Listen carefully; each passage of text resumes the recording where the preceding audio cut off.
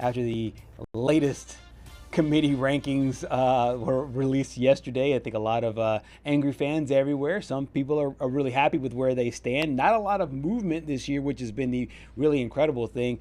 And with that now tabled for a second, let's go to basketball now. The ACC SEC Challenge is now in. One of the things, Patrick, you and I talked about after the show yesterday is just how well matched these games are. And you could tell the powers that be that got together to put together not only this ACC SEC Challenge, which has been going on for a while, but this year in particular on the men's side, there was really a lot of thought put into it because there are really a lot of evenly matched teams. Yeah, and this matchup that we're going to talk about here, I go back, it was the same matchup last year as well, but in Knoxville, and it wasn't even close. I think the Vols won by 40 or something.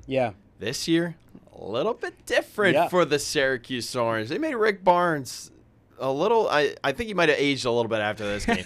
62-60, the Syracuse Orange win. I was talking to you in the break. I mean, there's no secret that I grew up a Syracuse fan, so it was a little I don't know how I feel about the students storming the court because you know, back in the day this would definitely not have warranted a court storming. I mean, very few wins would have warranted a court storming back in the day, but fortunately that's how the program has gone the last few years. But I think this was a big win for the Orange, and honestly I was just a little bit shocked by how Tennessee played. It almost felt like they rolled into Central New York and it was kind of like, all right, this team just got shellacked by Iowa State. They went 0-3 here, and they might have taken Syracuse a little bit lightly. And Nate Ament, we had been talking with our friends in Knoxville all throughout this season so far in the first month, and then Jacoby Gillespie as well.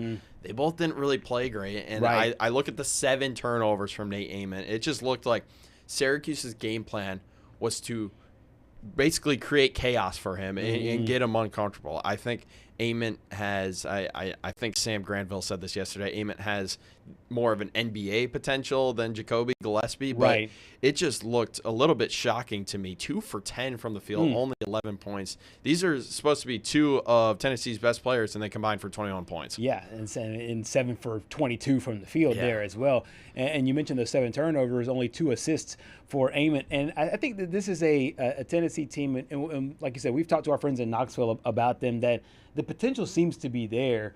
And I think these battles, these tests on the road are really, really good for this basketball team. One of the things that I noticed is the fact that Syracuse did hit a late free throw there at the end, and and you've been lamenting that, and it's really important, especially, you know, I think in these kind of marquee games, because as you said, Syracuse stormed the court, which lets you know. I mean, obviously you could probably roll your eyes at the storming the court part. All the kids that probably storm the court are average age, you know, anywhere between 20 and 23 years old. I've been there before. Yeah. Oh, yeah. And that's part of the reason you love the pageantry of college basketball. And they haven't. It's been a while since they were that good. So you kind of understood it. But at the same time, the storming the court also let you know how big it was to Syracuse and how important this game was to Syracuse and to their fans. And I think that it can be telling for what you have moving forward to be able to win a big game like this at home. Look, we'll talk about Tennessee here in a minute, but on the note of Syracuse, they had arguably the toughest stretch in the Players' era that you could have had. For sure. You had to go up against Houston, who was in the national championship last year, then play Kansas, who is a perennial blue blood. And then you have to play an Iowa State team that, I mean, they've been at the top 3 in the Big 12 for like, I don't know, the last 5 years or so. So, I mean, you look at that 3-game stretch, and it's no joke. And they went 0-3. They could have beaten Houston. It came down to free throws. I think they could have beaten Kansas as well. And then the Iowa State game was a dud, I think, because the second half they just ran out of gas. But this is a Syracuse team that's playing without their best player in Donnie Freeman. Once Donnie Freeman gets back, I don't think this loss looks as bad for Tennessee. I think Syracuse is going to be a bubble team once they do get Donnie Freeman back. But it just makes me wonder, though, because, you know, this is a Tennessee team that has all these preseason expectations, and their best player last night came off the bench. Yes, exactly. Yeah, there you see him. It's 22 points, 16 or 10 for 16 from the field in those 23 minutes. I really found it interesting when you think about Jaden Carey that you go into a game like this one. I don't know all the the background about the why he came off the bench, or maybe just Coach thought it was just a better play for the overall team and just better for the way that the offense was able to flow. But I don't know if this means that, hey, you do this moving forward, if he just needs to see the game. I have no idea. What was your take of it overall? I didn't watch minute to minute to see how Carey played, but obviously it was very effective. Having watched Syracuse for a few years now, it always seems like it's the bench guys that really show up against the Orange. Right. So I think they do their scouting around their starting five. I think Jaden Carey's going to get minutes now moving forward for Tennessee, because I think it's still early in the year. I mean, they're 9 games in. Tennessee sits at 7-2.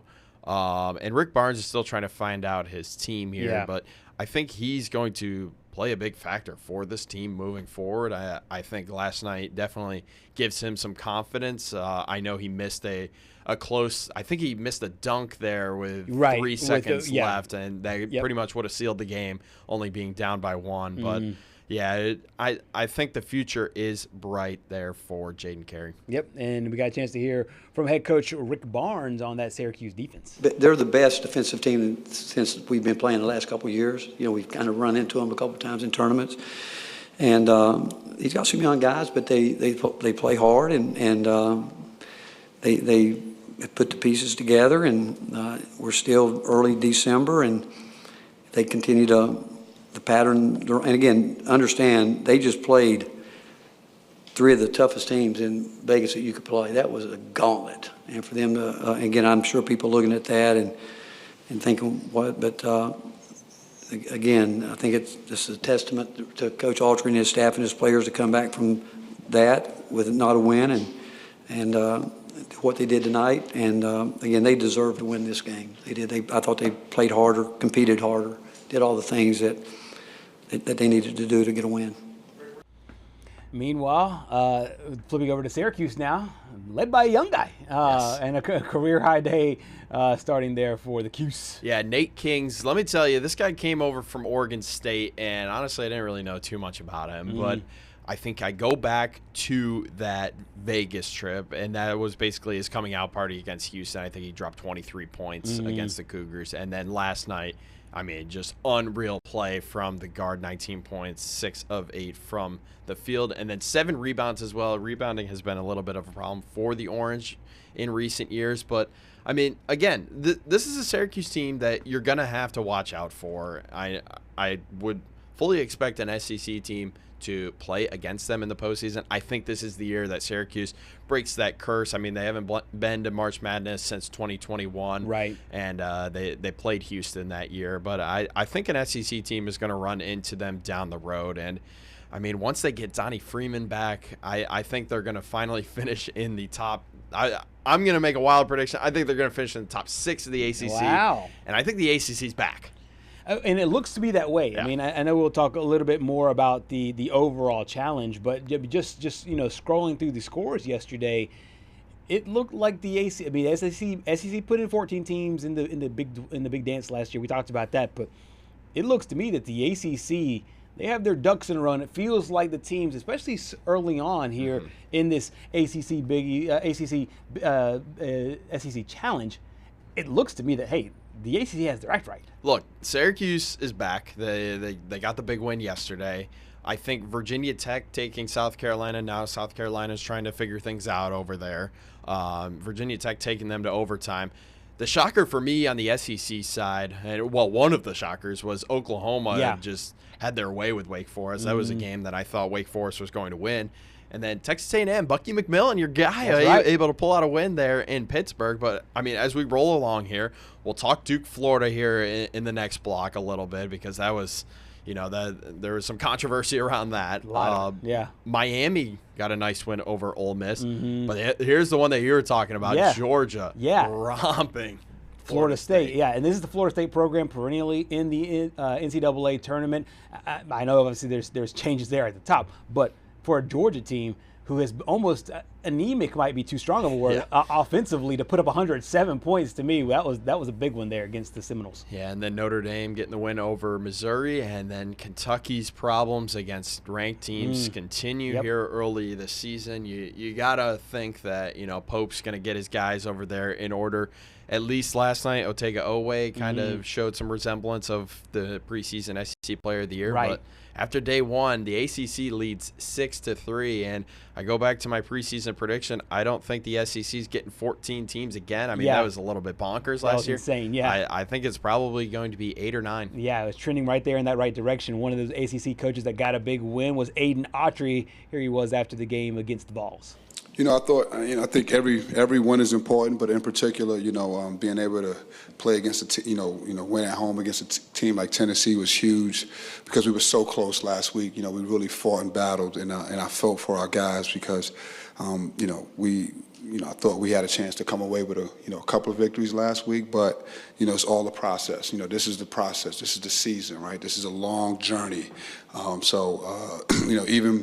Even today, if we would have came up short, I think, what our conference is doing, we're probably going to have 8 or 9 more opportunities of quad ones, after this. So, but I was just happy for our guys, and in particular this group, to be able to bounce back from there.